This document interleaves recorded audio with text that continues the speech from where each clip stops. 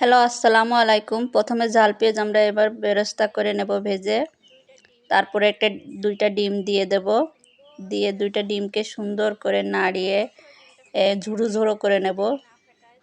অবশ্যই ডিমটা ফেটিয়ে নিতে হবে। এবার ডিমটাকে সুন্দর করে ঝুড়ো ঝুড়ো করে নেব।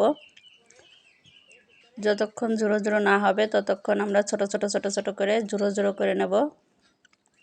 এবার আমরা সেটাকে সুন্দর করে ভাজি করে নেব। ভাজিটা না করলে গন্ধ পাবে, এই জন্য সুন্দর করে আমরা ভাজি করে নেব।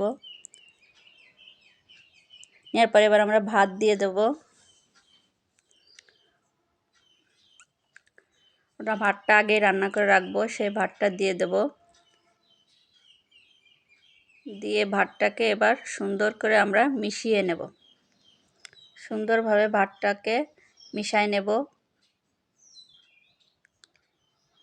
এবার ভাতটাকে মিশানো হয়ে গেলে এখানে আমরা লবণ দেব, 1 চা চামচ হলুদ দেব 1 চা চামচ, দিয়ে জিরা দেব 1 চা চামচ,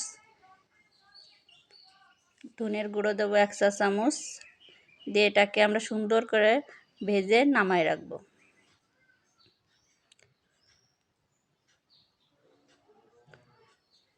ভেজে নামায় রাখার পর এবার আমরা সাজিয়ে আপনাদেরকে দেখাবো।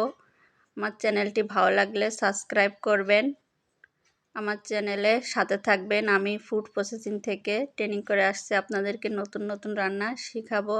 দেখুন এবার আমরা এভাবে সাজিয়ে পরিবেশন করব, তাহলে আমাদের মন ভালো লাগবে এবং খেতে অনেক ভালো লাগবে। আর ফ্রাইড রাইস বাইরে থেকে কিনে খাওয়া লাগবে না। দেখুন কত সুন্দর হয়েছে। এভাবে আমরা বানিয়ে খাবো। ভালো থাকুন, সুস্থ থাকুন। আল্লাহ হাফেজ।